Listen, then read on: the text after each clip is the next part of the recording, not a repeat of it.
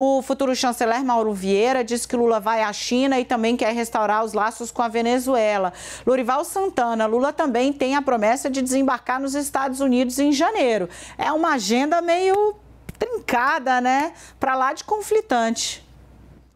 É verdade. Depois da confirmação do nome do Mauro Vieira, várias consequências surgem a partir daí, né? O ex-chanceler Celso Amorim deve ter um papel importante na política externa do futuro governo e, com isso, também uma certa tendência a tentar criar contrapesos à influência dos Estados Unidos. A Casa Branca havia convidado o presidente eleito Lula para visitar o Joe Biden agora no dia 19. O presidente Lula explicou que não podia por causa todas essas articulações que vocês estão cobrindo aí no plano interno. Pois bem, então a Casa Branca esperaria que os Estados Unidos fossem o primeiro país a ser visitado, né? Agora surge a CELAC, né, essa comunidade de estados latino-americanos do Caribe, é uma reunião de cúpula, é natural para os Estados Unidos que o Brasil dê uma prioridade para isso, é importante para os Estados Unidos que o Brasil exerça uma liderança regional, até aí nenhum problema. Restabelecer as relações com a Venezuela também pode ser ok, pode ser produtivo, pode ser que em algum momento o presidente Lula possa ser útil em algum tipo de articulação, algum recado que o Joe Biden queira enviar para o Nicolás Maduro. O petróleo venezuelano é sempre algo que pode interessar nessa época de crise energética, também bate na trave, mas é bastante ok.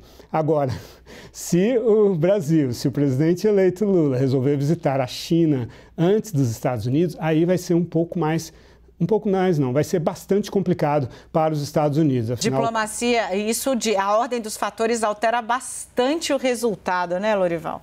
Exatamente. Já houve bastantes percalços nos últimos, talvez 1 ano e meio, 2 anos, no sentido de um certo, talvez, desinteresse ou uma certa prioridade, digamos assim, que o ex-chanceler Celso Amorim tem dado nos contatos entre o grupo do Lula e mais prioridade para outros países do que para os Estados Unidos e tal. E os Estados Unidos vêm sentindo isso e acabaram tendo o Jacques Wagner como um interlocutor importante que estava aberto para as conversas com os Estados Unidos. Jacques Wagner foi deslocado desse espaço de volta, digamos, para o Senado, onde ele é muito importante para o presidente Lula nas articulações políticas internas. Então, os Estados Unidos estão agora esperando para ver como que vai ser essa política externa, como vai se comportar, se o Mauro Vieira terá uma certa autonomia em relação ao Celso Amorim, que é uma pessoa que não é muito bem vista em muitos lugares